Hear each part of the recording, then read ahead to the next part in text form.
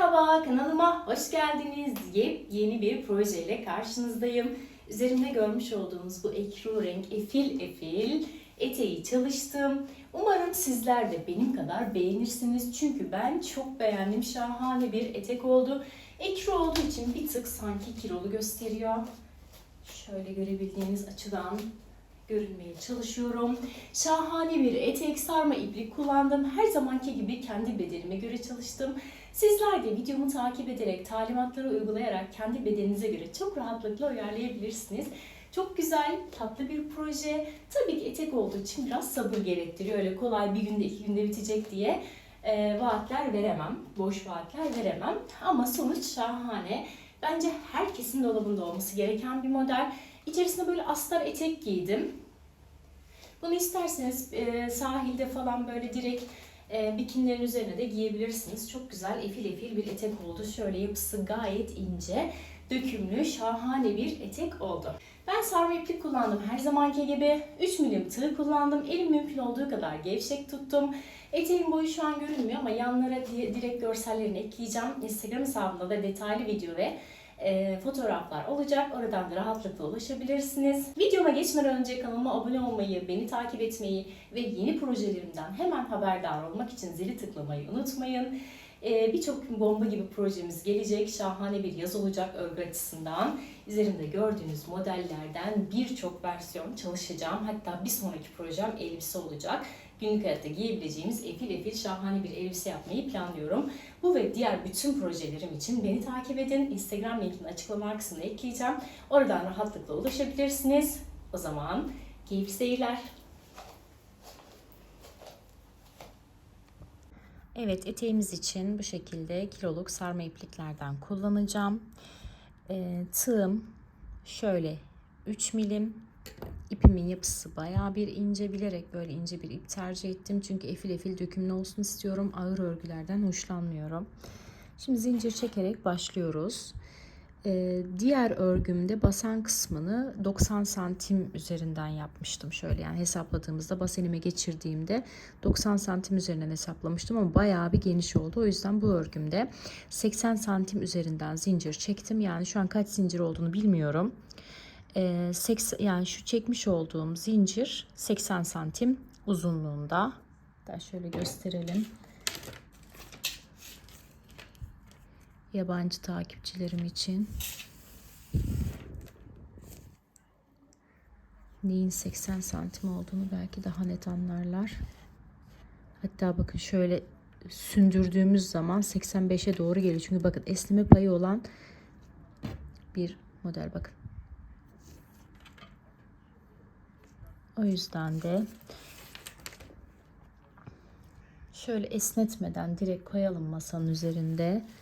Mezurumu da Ela bayağı karıştırmış. Evet bakın şöyle 82 santim uzunluğunda zincirim var. Bu da eminim daha bol gelecek. Evet, yeterli uzunlukta zincir çektikten sonra şöyle 2 tane zincir çekiyorum ve çektiğim son zincirin içerisine atıp trabzan yapıyorum. Doluyorum sırayla bütün zincirlerimin içerisine trabzanlar yapıyorum.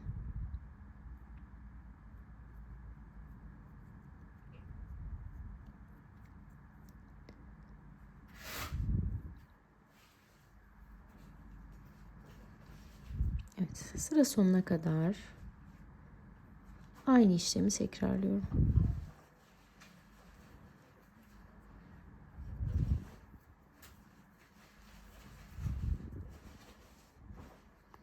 Evet, zincirimi bakın bu şekilde trabzanlarla doldurdum. Şimdi şöyle yönünü düzeltiyorum ve birleştireceğim. İlk başladığım trabzanın şöyle tepe noktasına batıyorum. İlmeğimi kaydırıyorum. Ardından da 2 zincirle yukarı çıkıyorum. Şimdi lastik modeline geçiyoruz. Şu alt kısmı sonra birleştireceğim. Doluyorum bakın. Şu alttaki trabzanı ilk trabzanım kabul ediyorum. İkinci trabzanın şöyle arka noktasından giriyorum. Trabzanı bu şekilde yapıyorum. Daha sonra geliyorum, bakın doluyorum. Sıradaki trabzanın ön noktasından giriyorum ve ikili trabzan yapıyorum. Sırayla bir arka kanattan batıp ikili trabzan yapıyorum. Bir ön kanattan batıp ikili trabzan yapıyorum. Bu şekilde lastik modelini kuruyorum. Bakın.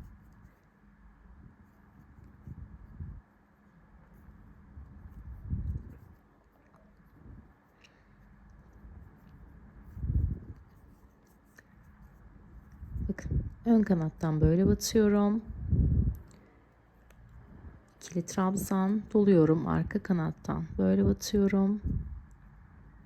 Ve ikili trabzan yapıyorum. Şimdi sıra sonuna kadar aynı işlemi tekrarlıyorum.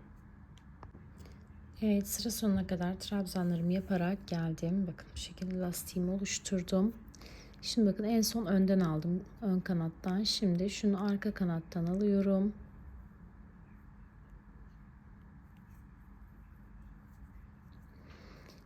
İlki zaten ön kanat olarak yapmıştık. Şimdi ilk başladığım trabzana kaydırıyorum ve sabitliyorum. Şimdi bundan sonra ilkini normal örüyorum.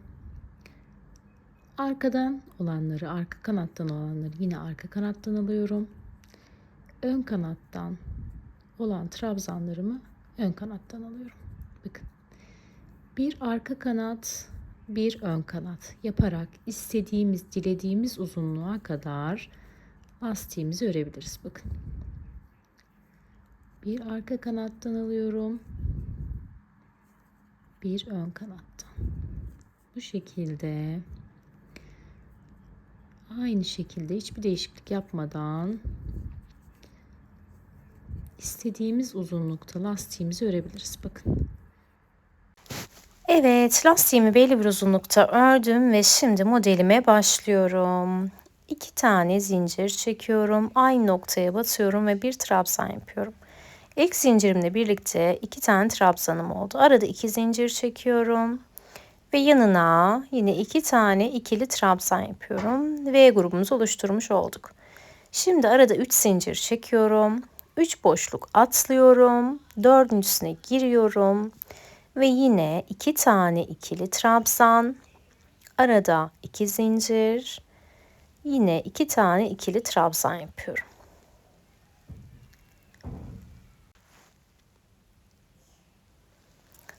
İki trabzan, arada 2 zincir, 2 trabzan.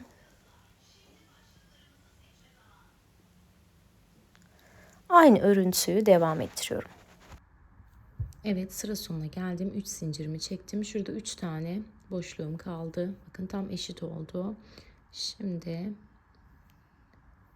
ilk başladığım trabzanın tepe noktasına batıyorum ve kaydırarak orta noktaya geliyorum. Ardından yine 2 zincirle yukarı çıkıyorum ve buraya bir tane ikili trabzan yapıyorum. 2 tane ikili trabzanım oldu. Arada 2 zincir çekiyorum. Aynı noktaya giriyorum yine. 2 tane ikili trabzan yapıyorum. Yani alttaki işlemin aynısını yapmış olduk. Şimdi 3 zincir çekiyorum, doluyorum. Bakın bir sonraki boşluğa geliyorum. Bu noktaya 7 tane ikili trabzan yapıyorum.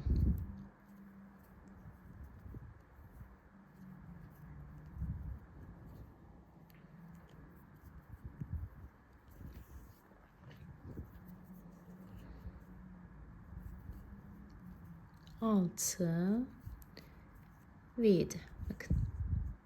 Şurada işlemin aynısını devam ettirirken buraya modelimizi kuruyoruz. 7 tane ikili trabzan yaptım. Arada 3 zincir çekiyorum. Bir sonraki kısma tekrar 2 trabzan, 2 zincir ve yine 2 trabzan yapıyorum. Bakın. Modelimiz bu şekilde devam edecek. 3 zincir, tekrar 7 tane ikili trabzan.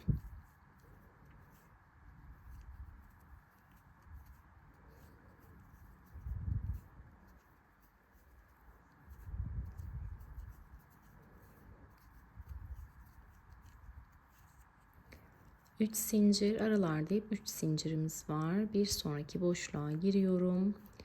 2 tane ikili trabzan, arada 2 zincir ve yine 2 tane ikili trabzan yapıyorum. Şimdi sıra sonuna kadar aynı işlemi tekrarlayalım. Evet, sıra sonuna geldim. En son 7'li trabzan grubumu yaptım. 3 zincirimi çektim. Şimdi ilk başladığım trabzan grubunun şöyle tepe noktasına batıyorum. İlmeğimi kaydırıyorum. Bir sonraki boşluğa batıyorum. İlmeğimi kaydırıyorum. Orta noktaya geliyorum. Şimdi bakın, bu ikili gruba yine aynı şekilde devam ediyoruz. 2 zincir. Buraya bir trabzan, araya 2 zincir. Ve yine 2 trabzan şeklinde burayı aynı yapıyoruz. Burası aynı devam edecek. Şimdi modelimiz ilerledikçe değişiklikler oluyor. 4 tane zincir çekiyorum. Doluyorum. Şimdi bakın, ilk trabzanın tepe noktasına atlıyorum. Bir sonrakine geliyorum ve içerisine ikili trabzan yapıyorum. Arada bir zincir çekiyorum. Bir sonrakine geliyorum. İkili trabzan. Bir zincir. Bir sonrakine ikili trabzan. Bu şekilde sırayla aralarda bir zincir ve ikili trabzan olacak şekilde trabzanlarımı yapıyorum. Bakın, toplamda 5 tane trabzanım oldu. İlkine ve sonuna batmıyoruz. 7 taneydi ya altta. Birincisini ve sonuncusunu eledik. 5 tane trabzanım oldu. Şimdi tekrar 4 zincir çekiyorum. Bir sonraki boşluğa geliyorum. Buraya 2 tane ikili trabzan, arada 2 zincir ve yine 2 tane ikili trabzan yapıyorum. Yine 4 zincirimi çekiyorum. Doluyorum. Bakın, yine 7'li trabzanın tepe noktasına geldik. İlkine atlıyorum, bir sonrakine giriyorum ve ikili trabzan yapıyorum. Arada bir zincir, bir sonrakine ikili trabzan, bir zincir. Bu şekilde 5 tane trabzanımı yapıyorum. Aralarda birer tane zincir yapmayı ihmal etmiyorum.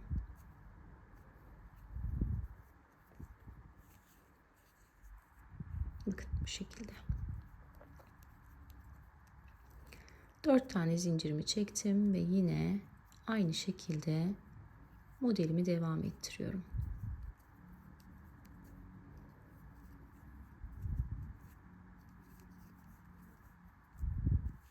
Evet. Şimdi sıra sonuna kadar aynı işlemi tekrarlayalım. Evet, sıra sonuna geldim. Şimdi yine 4 zincirimi çekiyorum. İlk başladığım trabzanın tepe noktasına batıyorum. Kaydırıyorum ve kaydırarak yine orta noktaya ilerliyorum. Sonrasında 2 zincirli bir üst sıraya çıkıyorum ve yine alttaki sıranın tekrarını buraya yapıyorum. 2 trabzan, araya 2 zincir ve yine 2 trabzan. Şimdi 5 tane zincir çekiyorum. Şuradaki ilk bir zincirlik kısma geliyorum ve sık iğne ile sabitliyorum. 3 tane zincir çekiyorum. Bir sonraki boşluğa giriyorum. Sık iğne ile sabitliyorum. Yine 3 zincir. Bir sonraki boşluğa sık iğne ile sabitliyorum. Yine 3 zincir. Bir sonraki boşluğa sık iğne ile sabitliyorum. Bakın, 1, 2, 3 tane tepeciğimiz oluştu. Şimdi yine 5 zincir çekiyorum. Ve bu kısma altta yaptığımız işlemin aynısını yapıyorum. 2 trabzan, 2 zincir ve yine 2 trabzan. Yine 5 zincir çekiyorum ve ilk boşluğa sabitliyorum. 3 zincir çekiyorum. Bir sonraki bir zincirli kısma sık iğne ile sabitliyorum. 3 zincir çekiyorum. Bakın, bir sonraki bir zincirli kısma sık iğne ile sabitliyorum. Yine 3 zincir çekiyorum ve bir sonraki kısma sık iğne ile sabitliyorum. Evet, şimdi sıra sonuna kadar aynı işlemi tekrar ediyorum.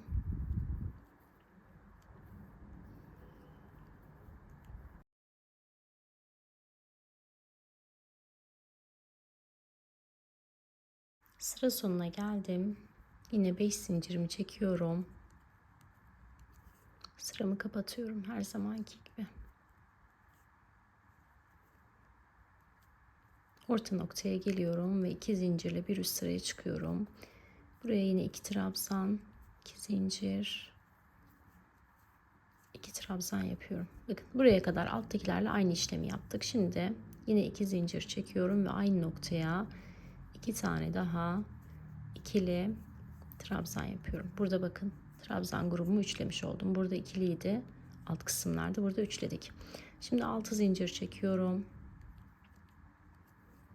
Geliyorum şu bakın yaptığımız 3 zincirlik kısma batıyorum ve sabitliyorum. Yine 3 zincir çekiyorum. Bir sonraki boşluğa sabitliyorum. 3 zincir çekiyorum. Bir sonraki 3 zincirlik boşluğa sabitliyorum. Bakın altta 3 taneydi 3 zincirlik kısım, burada 2'ye düştü. Şimdi 6 zincir çekiyorum.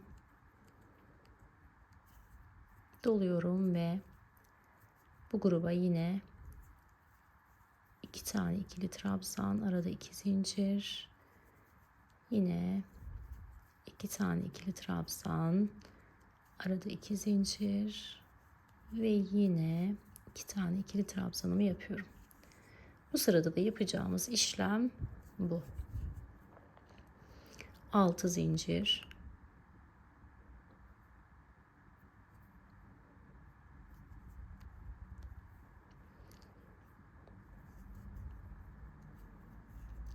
sabitle ve bu şekilde sıra sonuna kadar aynı örüntüyü devam ettiriyorum. Evet, geldim sıra sonuna. Yine 6 tane zincirimi çektim. İlk başladığım trabzanın tepe noktasına batıyorum. Kaydırarak orta noktaya geliyorum. Şimdi burada yine 2 tane trabzan yapıyorum. Arada 2 zincir. Aynı noktaya yine 2 tane trabzan. Şimdi 2 zincir çekiyorum. Bakın bir sonraki 2 zincirli kısma geliyorum. Buraya yine 2 tane ikili trabzan, arada 2 zincir ve yine 2 tane ikili trabzan yapıyorum. Bakın bu şekilde. Şimdi 7 tane zincir çekiyorum. Şu kısma batıyorum. 3 zincirli kısma sabitliyorum. 3 zincir çekiyorum ve bir sonraki noktaya bakın sabitliyorum. Burada ne yaptık? Boşluğumuzu 1'e indirdik. Şimdi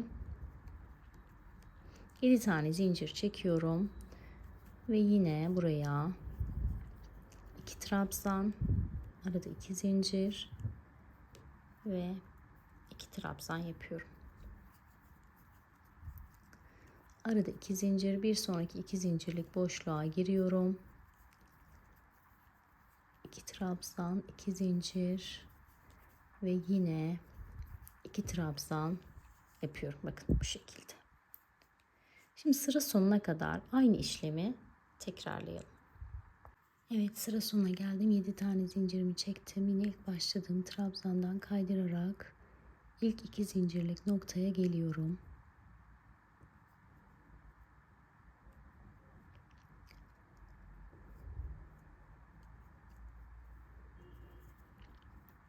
Yine aynı şekilde bu kısma 2 trabzan, 2 zincir ve 2 trabzanımı yapıyorum.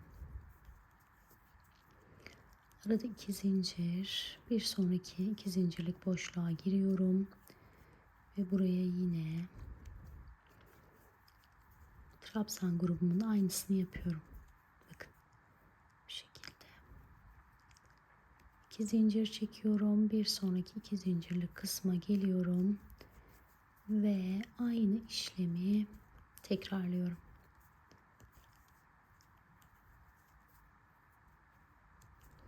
Bakın bu şekilde bir görüntümüz olacak. Şimdi 7 tane zincirimi çekiyorum.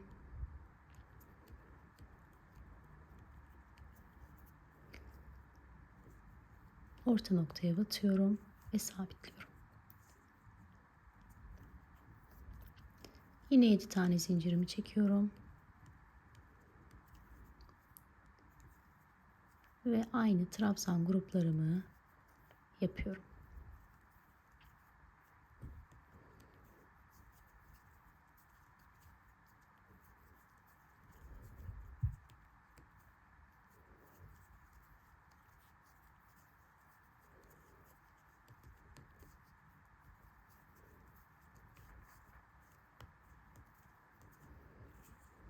Evet, bakın bu şekilde.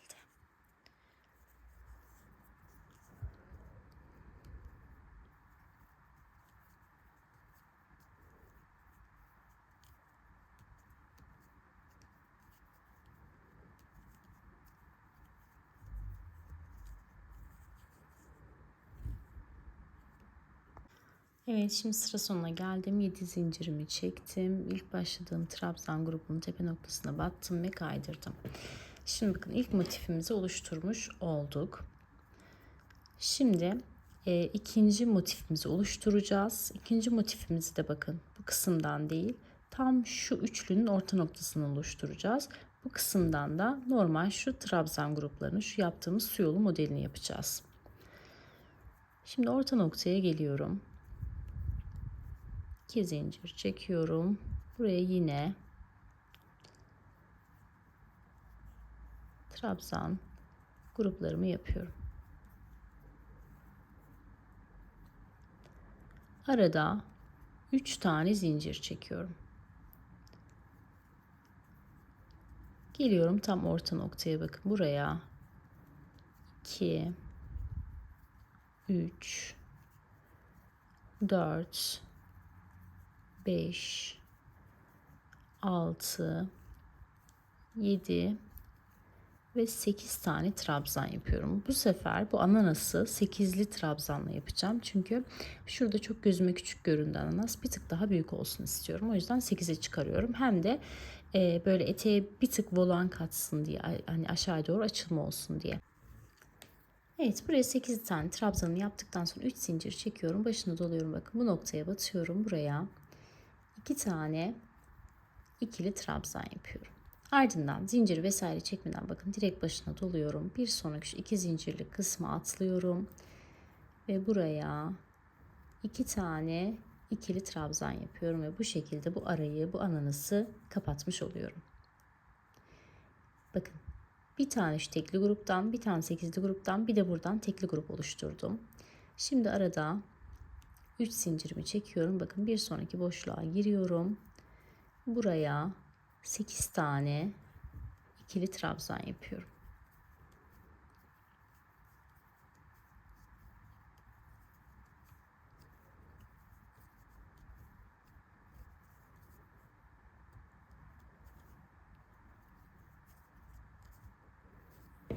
Bakın şu şekilde. Ardından 3 tane zincir çekiyorum. Bir sonraki 2 zincirli kısma geliyorum. Buraya önce 2 tane ikili trabzan yapıyorum. Sonrasında bakın başına doluyorum. Bu ara kısmı atlıyorum. Bir sonraki gruba giriyorum. Ve buraya yine 2 tane ikili trabzan yapıyorum. Bakın, bir sonraki modele geçerken ne yaptık? Tekrar şu sıra başına geldik. Yani aynı mantık.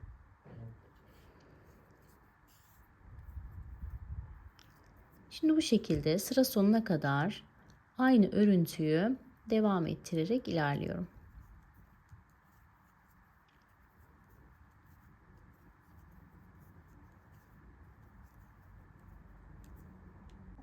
Evet, geldim sıra sonuna. Son 2 grubumu yaptım. Bakın 2 tane trabzanı burada birleştirecektik ama burayı bakın dörtlemişim. Böyle ikili olması gerekirken dörtlü. Ama yapacak bir şey yok. Bunu bu şekilde birleştireceğim.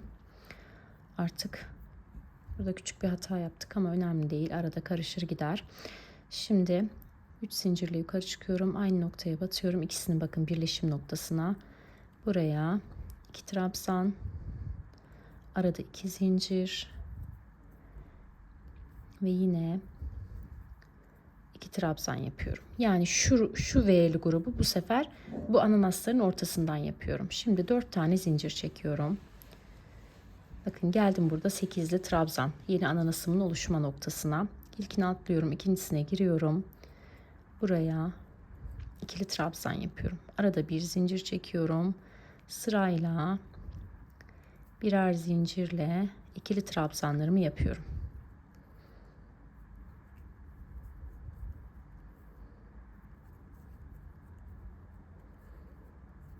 Toplamda 6 tane ikili trabzan yapıyorum. Bakın. Bu şekilde. Şimdi 4 zincirimi çekiyorum.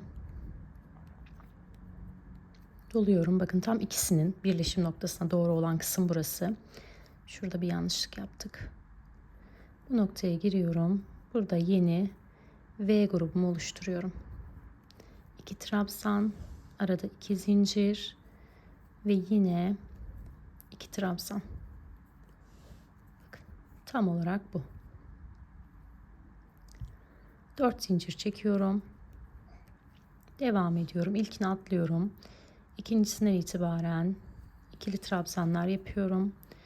Arada birer tane zincirimi yapmayı ihmal etmiyorum.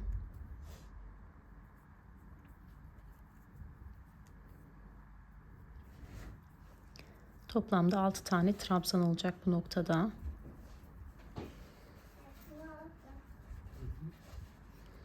Bakın bu şekilde. 4 zincirimi çekiyorum ve yine orta noktaya V'mi oluşturuyorum. Çorba da bu arada değil mi? Ama bu ne kadar kesmiş, koyuyor musun? Buradan da gözüküyor. Evet.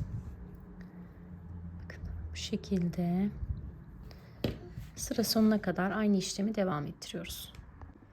Evet, şimdi geldim sıra sonuna. 4 zincirimi çekiyorum. İlk başladığım trabzanın tepe noktasına batıyorum ve kaydırarak orta noktaya geliyorum. Bu noktaya yine bu V'li gruptan yapacağım.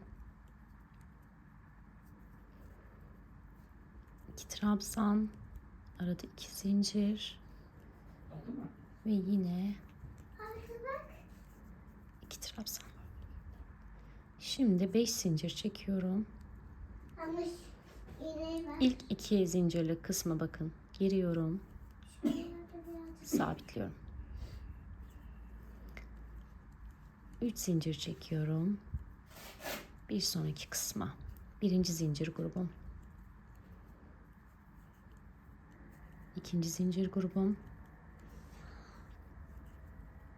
Üçüncü zincir grubum. Bakın 1, 2, 3.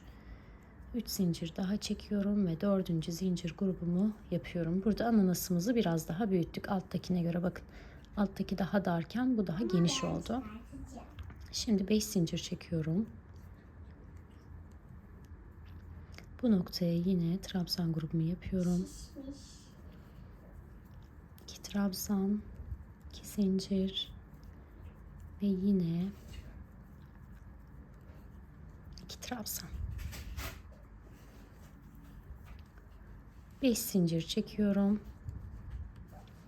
Bu kısımlara zincir gruplarımı yapıyorum. 3 zincir çekiyorum. Sabitliyorum. İkinci zincir grubum. 3 zincir çektim. 3 ve 3 zincir. 4. zincir grubumu yaptım. Evet, bu şekilde. Şimdi sıra sonuna kadar aynı işlemi devam ettirelim. Evet, sıra sonuna geldim. Ela'cığım 6 tane zincirimi çektim. İlk başladığım trabzanın tepe noktasına batıyorum, kaydırıyorum ve orta noktaya geliyorum. Şimdi yine buraya su yolu modelimi yapıyorum. 2 trabzan, arada 2 zincir ve yine 2 tane trabzan. Şimdi yine 6 tane zincir çekiyorum. Bakın bu kez şu ilk 3 zincirli kısma batıyorum. 3 zincir çekiyorum. Bir sonraki noktaya 3 zincir çekiyorum. Sonraki noktaya 3 zincir ve bir sonraki noktaya. Yani şu altta 1, 2, 3, 4 tane olan şu üçlü grubu burada 3'e indirmiş olduk. Şimdi yine 6 zincir çekiyorum. Bu kısma yine aynı alttaki gibi 2 trabzan, 2 zincir yapıyorum. Şimdi sıra sonuna kadar aynı işlemi tekrarlayalım. Bakın. Bu şekilde. Evet, sıramı tamamladım. Şimdi bir üst sıraya geçtim. Bir üst sırada da yapacağımız işlem yine şu ara noktalara 6'şer tane zincir çekiyoruz, doluyoruz. Bakın bu noktada artık V'lerimizi artırıyoruz.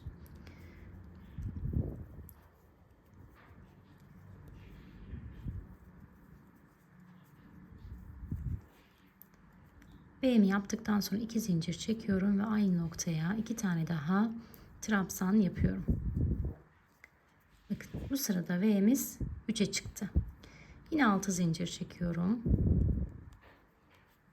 Doluyorum. Dolamadan pardon. Direkt şu noktalara batarak ananasımı küçültmeye başlıyorum. 3 zincir. Bir tane 3 zincirli kısmım oldu. Yine 3 zincir ve ikinci 3 zincirli kısmımı yapıyorum. Şimdi yine 6 zincir çekiyorum. Doluyorum ve V'lerin olduğu kısma geliyorum. Önce 2 trabzan, 2 zincir ve yine 2 trabzan yapıyorum. Ardından da yine 2 zincir ve 2 trabzan yapıyorum. Evet, şimdi bu sıramızı da bu şekilde tamamlıyoruz. Evet, sıramın sonuna geldim. 6 zincirimi çektim ve yine kaydırarak orta noktaya geliyorum.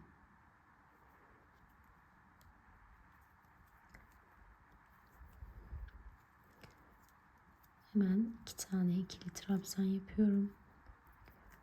Arada 2 zincir. Ve yine ikili trabzan yaparak ilk V'mi oluşturuyorum. Şimdi diğer noktaya geçerken 2 tane zincir çekiyorum. Ve buraya da ikinci V'mi oluşturuyorum.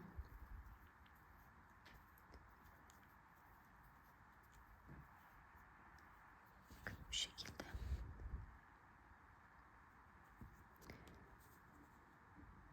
Şuradaki işlemin aynısını yapmış olduk. Şimdi 6 zincir çekiyorum. Artık buradaki tomurcuklarımızı azalttık. Bakın 1'e indiriyoruz. 3 zincir çekiyorum. Ve sabitliyorum. Şimdi 6 zincir çekiyorum. Ve yine V'lerimi yapıyorum. Arada 2 zincir ihmal etmiyorum.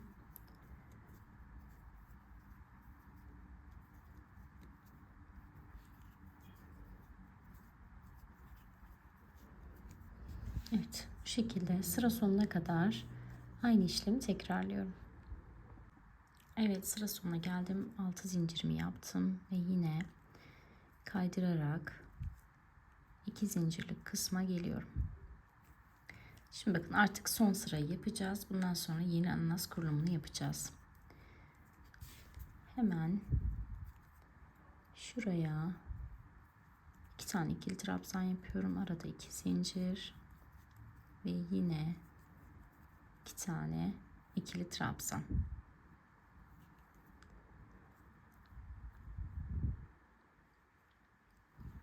Bakın. Şurada yaptığımız işlemin aynısını yapıyoruz. Şimdi arada 2 zincir çekiyorum. Orta noktaya geliyorum. Buraya da yine ikili ve trabzanımı yapıyorum.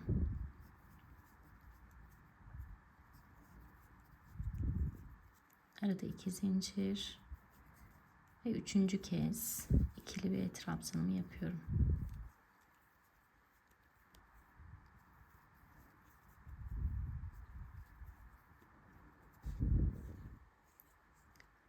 İyice artışımız oldu burada. Şimdi 6 tane zincirimi çekiyorum. Geliyorum, bakın burada 3 zincirlik bir boşluğumuz var. Bu noktaya giriyorum ve sabitliyorum. Ananasımızı ne yapmış olduk? Kapatmış olduk. 6 zincir çekiyorum. Doluyorum ve yine ve trabzan gruplarımı yapıyorum.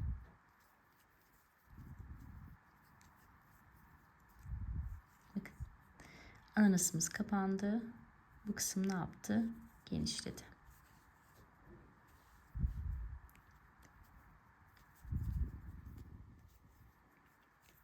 İkinci ananas modelimizi de bitirmiş olduk. Şimdi üçüncüsünün başlangıcında göstereceğim size diğer sırada. Sonrası zaten tekrardan ibaret. Aynı mantıkla istediğiniz genişlikte ve uzunlukta örebilirsiniz.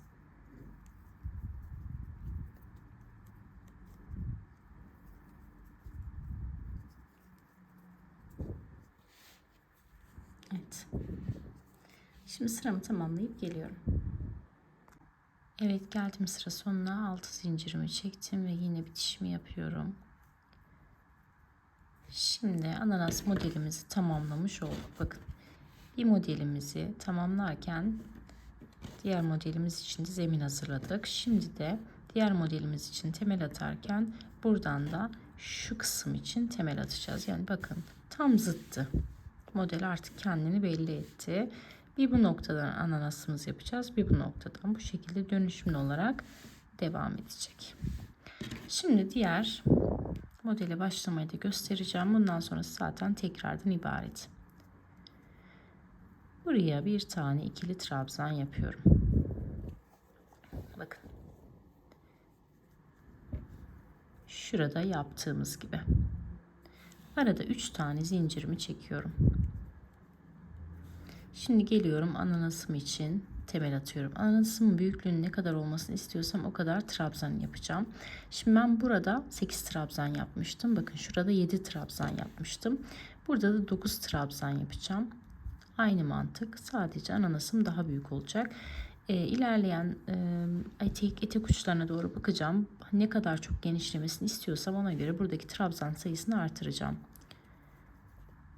3 4 5 6 7 8 ve 9. 9 tane trabzanımı yaparak ananasım için temel oluşturdum. Şimdi 3 zincirimi çekiyorum. Buraya hemen 2 tane ikili trabzan yapıyorum. Şu ananasını artık kapatacağız. Bakın, doluyorum, direkt bir sonraki boşluğa giriyorum. Arada zincir vesaire çekmeden buraya hemen 2 tane ikili trabzan yapıyorum. Yani şuradaki işlemin aynısını yapmış olduk burada da. Bundan sonra dediğim gibi tekrardan ibaret olarak modelimizi istediğimiz uzunlukta devam ettireceğiz. Bakın, şurada ananasımız daha minik. Burada boyutu bir tık büyüdü. Şimdi bir tık daha büyüyecek. Bundan sonra ya 9 trabzan üzerinden devam ederek modelimi öreceğim ya da sonlara doğru 10, hadi maksimum 11 yapabilirim. Bu şekilde modeli istediğim uzunlukta örüp geliyorum. Evet, şimdi ben eteğimi belli bir uzunlukta ördüm. Üzerime de denedim ama beli o kadar geniş olmuş ki tam böyle boyunu ayarlayamadım. O yüzden de bel kısmından şöyle hafif bir daraltma yapıp bir tık daha beli uygun hale getirmeye çalışacağım. Şimdi bakın, görüyorsunuz. Başlangıç noktama tekrar ipimi takacağım ve üste doğru bir büzgü şeklinde modelimi daraltacağım.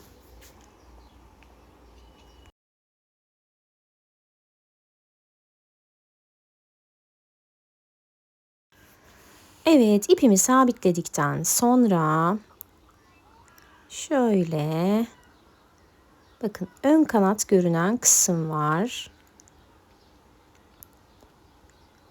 İki ön kanatları birleştirip teke indiriyorum. Ardından da 3 zincirle yukarı çıkıyorum. Arka kanadı normal örüyorum.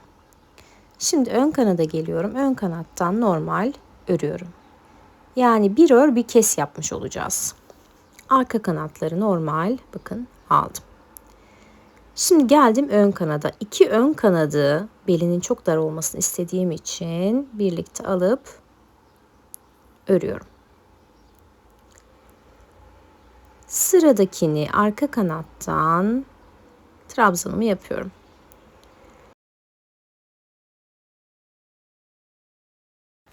Şimdi ön kanattan alıyorum ve normal örüyorum. Bakın bu şekilde yukarı doğru bir büzgü oluşturmuş olduk. Bu şekilde belime daha rahat olacak. Çünkü diğer türlü bayağı böyle düşüyor etek üzerimden. Ve boyunu da ne kadar öreceğimi net anlayamıyorum. Bu şekilde sıra sonuna kadar aynı işlemi tekrarlıyorum.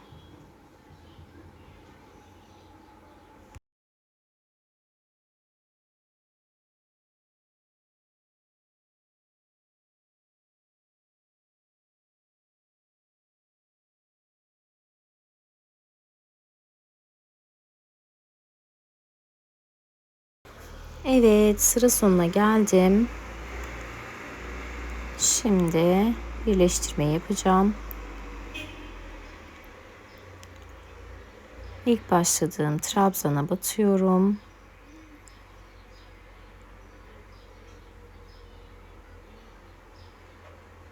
Ve kaydırıyorum. Bu şekilde birleştirme yapmış oldum. Etek bakın içe doğru ne yaptı? Lastik kısmı kıvrılmış oldu. Şimdi bir sırada artırma eksiltme yapmadan ön kanattan olanlara ön kanattan, arka kanattan olanlara arka kanattan öreceğim ve lastiğimi belli bir uzunluğa getireceğim. Hatta bir değil 2 sıra yapacağım aynı işlemi. Evet, lastik kısmından sonra şöyle eteğim için bir bağcık yapacağım. İpimi 2 kat yapıyorum. Bağcığımın çok kalın olmasını istemiyorum. Bakın normal zincir çekerek bel çevresini tam olarak kaplayacak, biraz da aşağıya sarkacak uzunlukta zincirimi çekiyorum. Ve bağcık detayımı oluşturuyorum. Uç kısmına da püsküller yapacağım. Evet, eteğimi üzerime denedim ve midi boy olduğu zaman, yeterli uzunluğa geldiği zaman artık bitişi yapacağım. Şöyle modele baktığımız zaman ilkinde ananasımı 7'li ile başlamıştım. Sonra 8'li yaptım, 9'lu yaptım. 2 sıra 10'lu yaptım. Sonra da 2 sıra 11'li yaptım. Ve bu şekilde etek ucuna doğru bir genişleme olmuş oldu. Bakın 7 ile başlamıştık. İlk ananasımız 7'li. İkincisine 8'li trabzanla başladık. Bir tık daha geniş. Üçüncüsünü bakın 9'lu trabzanla başladım. Yine bir tık daha büyüdü. Sonra 10'a geçtim. 2 sıra 10'lu trabzan yaptım. Sonrasında ise son olarak 11'li trabzanla 2 sıra daha ördüm ve bitirdim. Siz ananasınızın daha büyük olmasını istiyorsanız, eteğinizin daha geniş olmasını istiyorsanız direkt 7, 8, 9, 10, 11 gibi, 12 gibi artırabilirsiniz. Bu tamamen sizin tercihinize kalmış. Ananas aynı mantıkla örülüyor. Oradaki trabzan sayısının fazla olması sadece boyutunu genişletiyor. Modelde herhangi bir değişiklik yapmıyor. Şimdi etek ucuna geldik. Etek ucuna kendimce bir model oluşturacağım. Tamamen doğaçlama. Şu an ne yapacağım ben de bilmiyorum. Bakalım nasıl bir şey ortaya çıkacak. Evet bakın. Bir ananasımızın bittiği sırada, ikinci ananasımızın temelini oluşturduğumuz sırada o aşağıyı büzmeden direkt olarak kapatacağım ve üste bitiş için trabzan sırasına geçeceğim.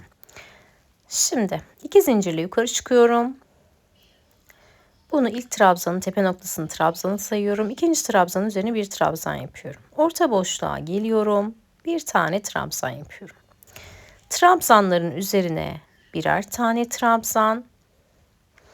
2 zincirlik boşluğa ise bir tane trabzan yapıyorum. Trabzanların üzerine birer tane ikili trabzan. 2 zincirli kısma ise bir tane ikili trabzan yapıyorum bakın.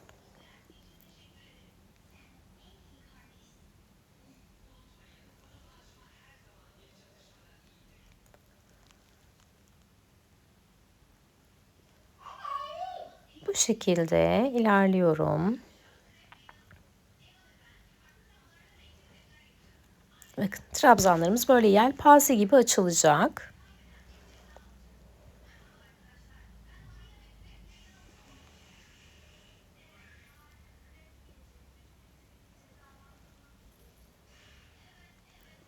Evet.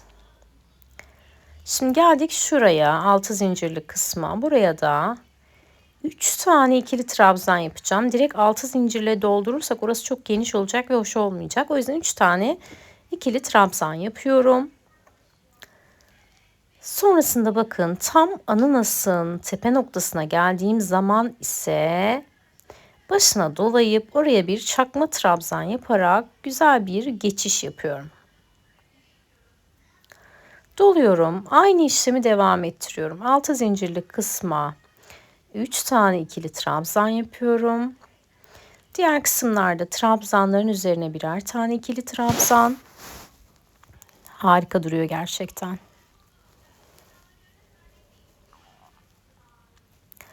İki zincirli kısımlara ise birer tane ikili trabzan yaparak sıra sonuna kadar aynı işlemi tekrar ediyorum.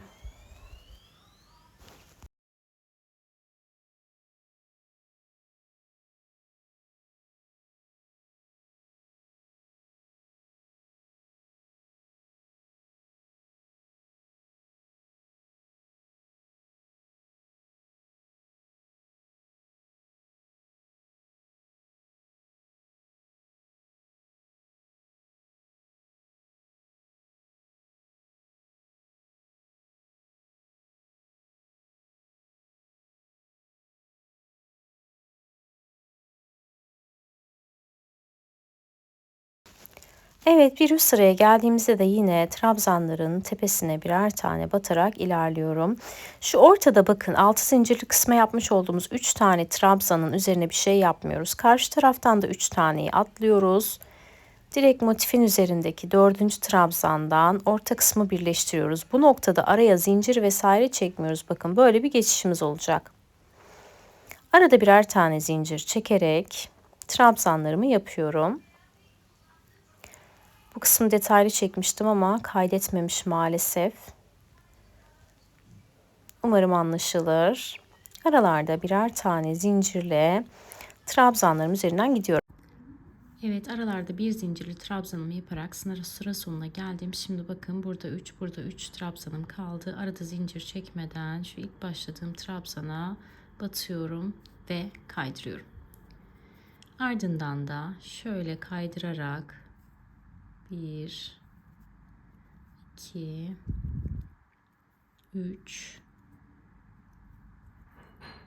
3 tane trabzan atlıyorum. Bakın 1, 2, 3.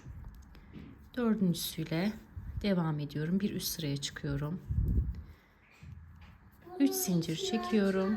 Bir sonrakinin tepe noktasına trabzan yapıyorum. Bir zincir çekiyorum ve yine trabzanlarımı yapıyorum. Birer zincir çekerek trabzanlarımı yapıyorum.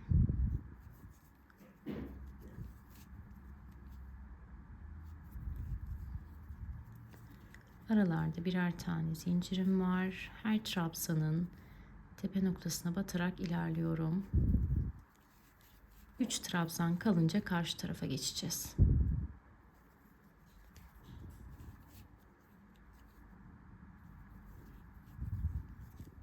Evet.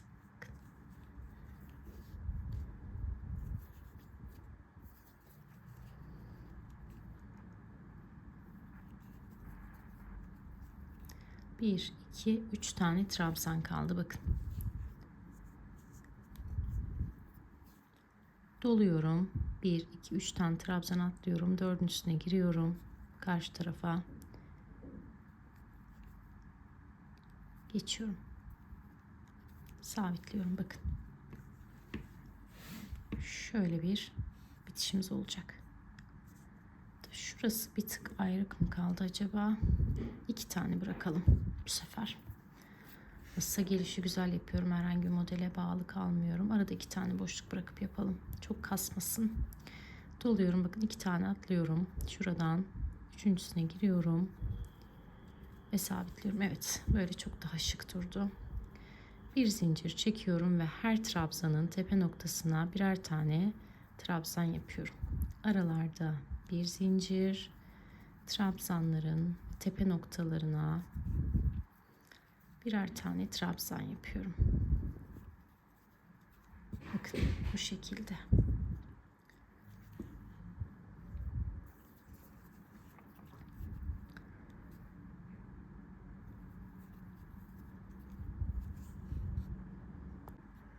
Evet, trabzanlarımı yaparak geldim. Bakın şurada 2 tane trabzanım kaldı. Doluyorum. Zincir çekmeden şu kısımdan da soldan da 2 tane atlıyorum. Üçüncüsüne giriyorum ve yine trabzanımı yapıyorum. Bu şekilde sıra sonuna kadar aynı işlemi tekrarlayalım. Evet, şimdi geldim sıra sonuna. Şurada 3 tane bırakalım demiştim ama sonradan 2'ye karar vermiştik. O yüzden bakın şuradan 2 tane atlıyorum. Üçüncüsüne giriyorum.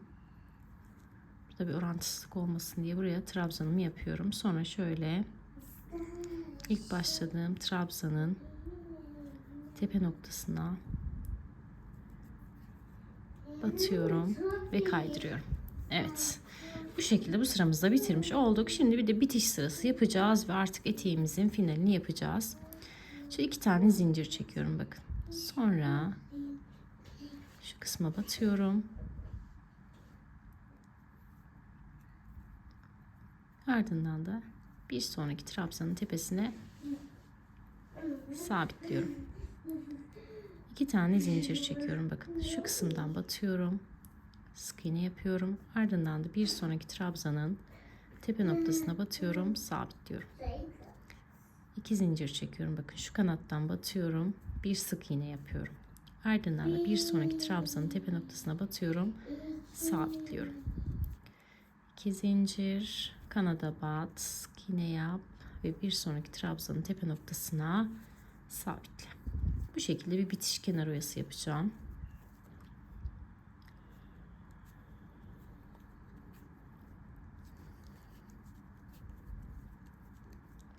Üç zincirli de yapabilirsiniz bunu. O sizin tercihinize kalmış. Bakın.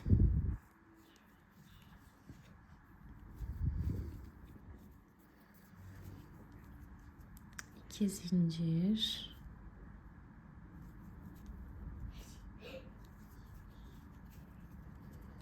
Anne bak okul oynamıştım ya. Evet, çok güzel. Oynamıştım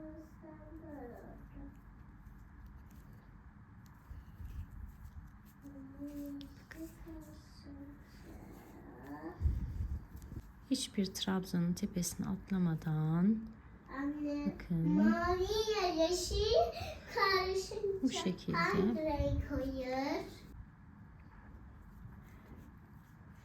turkuaz mavisi olur. Mavinin farklı bir tonu olur. Evet.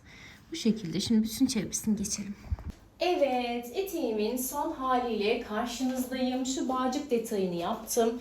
Şöyle göstereyim. Bakın uçlarını da püskül yaptım. Bu trabzanların arasından bağcığımı geçirdim ve güzel bir detay oldu.